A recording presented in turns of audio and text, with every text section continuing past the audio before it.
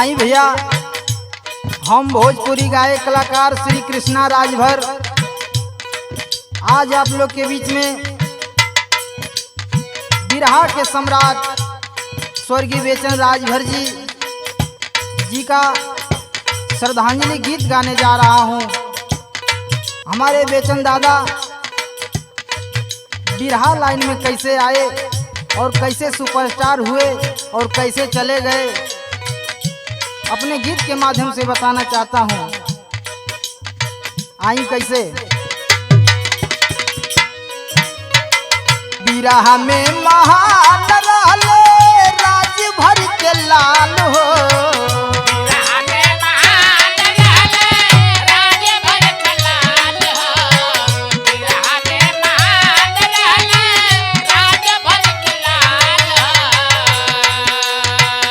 बिरहा में महान रहले राज भर के लाल हो, बिरहा में महान रहले राज भर के लाल हो। कब नाही झुकले जबले बाजल कर ताल हो, कब नाही झुकले जबले बाजल कर ताल हो, कब नाही झुकले जबले बाजल कर ताल हो। स्वर्गीय बेचन राजभर जी बिरहा के ऐसे कलाकार थे, उनके बारे में लोग बताते हैं कि कभी भी किसी भी मंच पर किसी से हार नहीं माने। वो ऐसे कलाकार थे, राजभर समाज में एक सम्मानित और महान कलाकार थे। कहना है बेचन दादा पढ़ाई कहाँ से कैलें और बिरहा कैसे शुरुआत कैलें।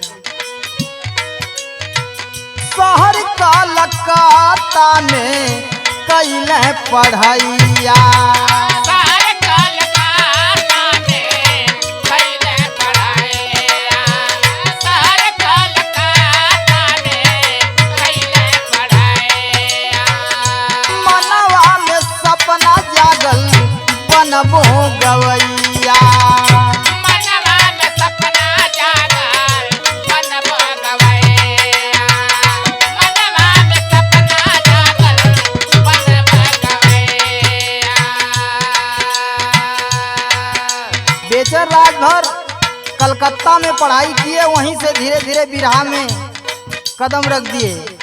कहना है शहर कलकत्ता में कैले पढ़ैया, मनवा में सपना जागल बनबो गवैया।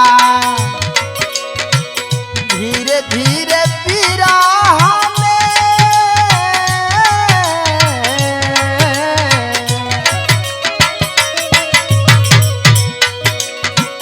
धीरे धीरे बिरहा में ठोके लगल ताल हो, धीरे धीरे बिरहा में ठोके लगल ताल हो, धीरे धीरे बिरहा में ठोके लगल ताल हो। धीरे धीरे बिरहा में ठोके लगल ताल हो। कबो नाही झुकले जबले बाजल कर ताल हो, कब नाही झुकले जबले बाजल कर ताल हो, कब नाही झुकले जबले बाजल कर ताल हो। स्वर्गीय बेचन दादा बिरहा में कदम रख दिए। धीरे धीरे चारों तरफ उनके नाम का जय जयकार होने लगा और एगो ऐसा समय आयल भैया कि वहीं से बेचन दादा स्टार हो गए। गाजीपुर रिक्शा कांड बेचन दादा गौना टी सीरीज कंपनी में, और टी सीरीज कंपनी में बताते हैं लोग कि झंडा उड़ा दिए।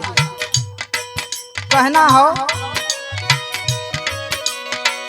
गाजीपुर रिक्शा कांड बेचन दादा गवल, गाजीपुर रिक्शा कांड बेचन दादा गवल, गाजीपुर रिक्शा कांड बेचन दादा गवल।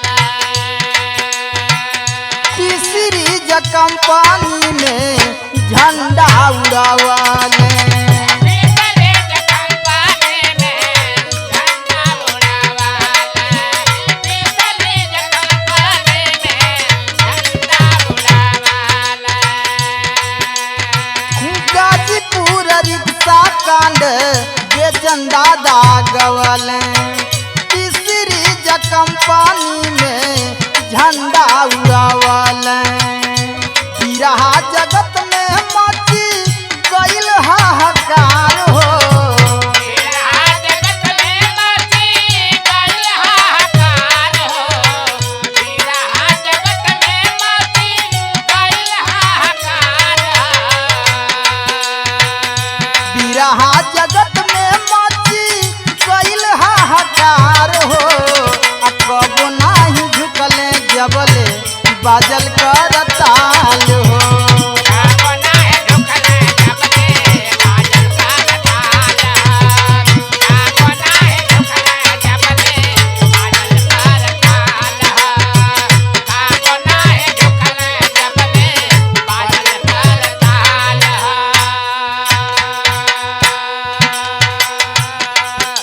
ए भैया बिरहा जगत में बेचन राजभर जी एक चमकते सितारा बन गए लेकिन भैया वो दिन आ गई कि दुनिया से बेचन दादा अलविदा हो गए हैं। कौने तारीख के बेचन दादाजी का मृत्यु भयल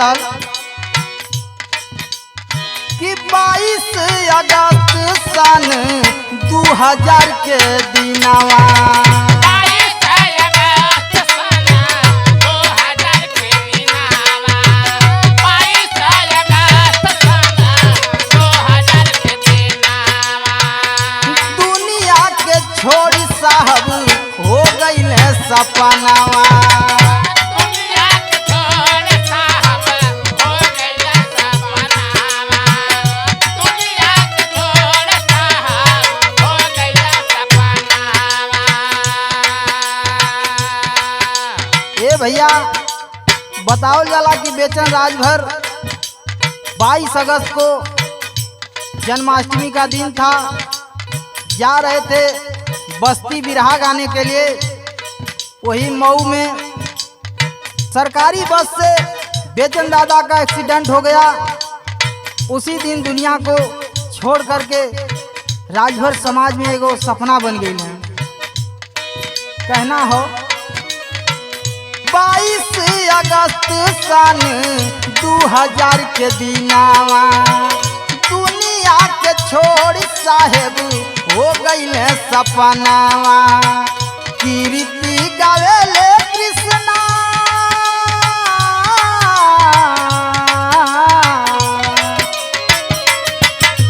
कीर्ति गावेले कृष्णा लेके आ सुधार हो कीर्ति गावेला कृष्णा लेके आ सुधार कीर्ति गावेला कृष्णा लेके आ सुधार कीर्ति गावेले कृष्णा लेके आ सुधार हो कबो नाही झुकले जबले बाजल कर ताल हो काको नाहे झुकले जबले बाजल कर ताल काको नाहे झुकले जबले बाजल कर ताल काको नाहे झुकले जबले बाजल कर ताल बिरहा में महान रहले राजभर के लाल हो बिरहा में महान रहले राजभर के लाल बिरहा में महान रहले राजभर के लाल बिरहा में महान रहले राजभर के लाल हो कबो नाही झुकले जबले बाजल कर